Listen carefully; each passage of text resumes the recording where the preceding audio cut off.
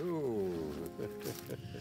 Donc dans les valeurs de l'espace, il y a, on pourrait dire, une forme de spiritualité laïque, mais justement où l'imaginaire, la poésie a beaucoup plus de sens que l'idée de quelque chose, d'un dogme quelconque. Souvent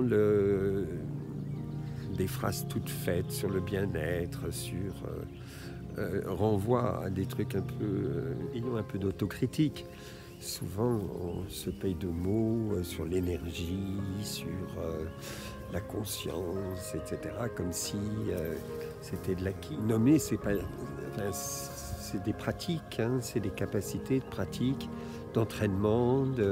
C'est comme la course à pied. Hein, au début, on s'essouffle rapidement, et puis progressivement, on s'entraîne. Et ça vaut quelque chose. Ça, c'est des praxis. Les pratiques peuvent se rencontrer. Les grandes idées, on s'en fiche un peu parce que à quoi ça renvoie.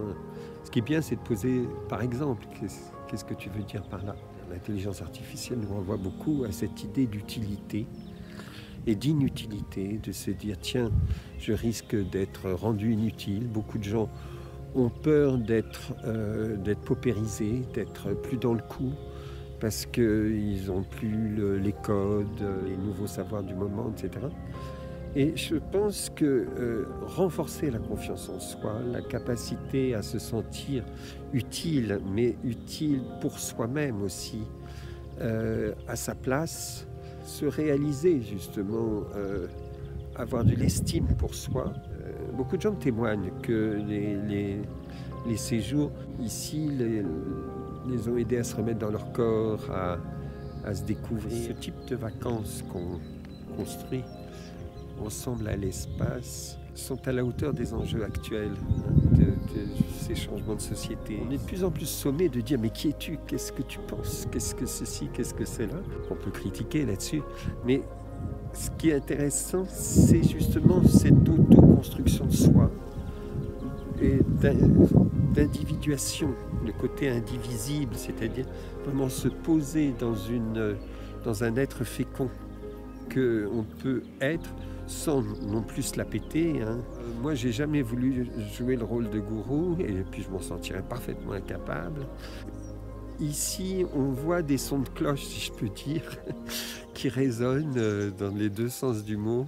On peut découvrir, par exemple, 15 formes de massage ou discuter avec des gens qui ont fait des bouts de chemin là-dedans. Je suis assez fier de ce qu'on a réussi à construire autour de cette possibilité qu'ont les gens de s'informer par eux-mêmes, de se former, de se construire avec une certaine modestie qui leur permet d'aller plus loin et d'avoir des pratiques. Beaucoup de gens continuent le dessin, la peinture, la sculpture, le théâtre, la danse.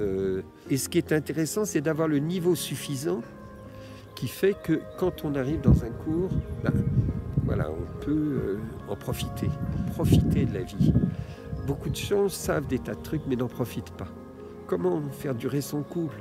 Comment, dans mon regard, justement, dans un paysage comme celui-là, la connaissance de l'art affûte mon regard.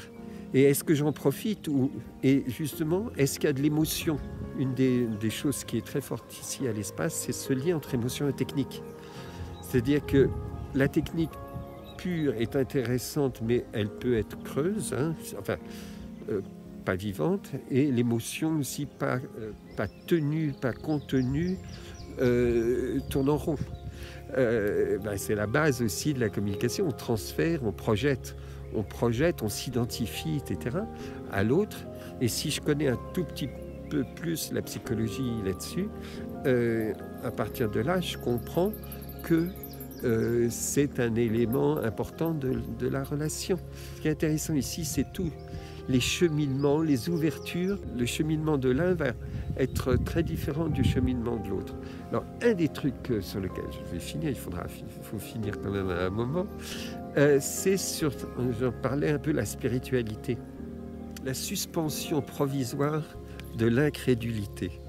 C'est long. Quelque part, si on veut rentrer dans l'imaginaire, si je dis qu'ici, il y a des loups, il y a Il y a des ragondins ici, il y a des ragondins.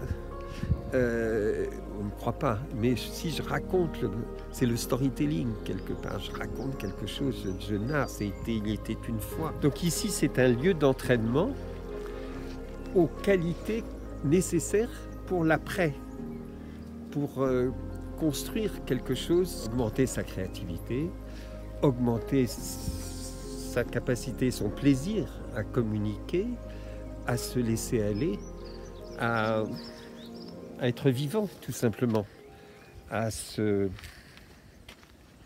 développer et à trouver des pratiques qui vont nous enrichir personnellement et enrichir aussi la société dans laquelle on est, être encore plus à la fois des individus citoyens.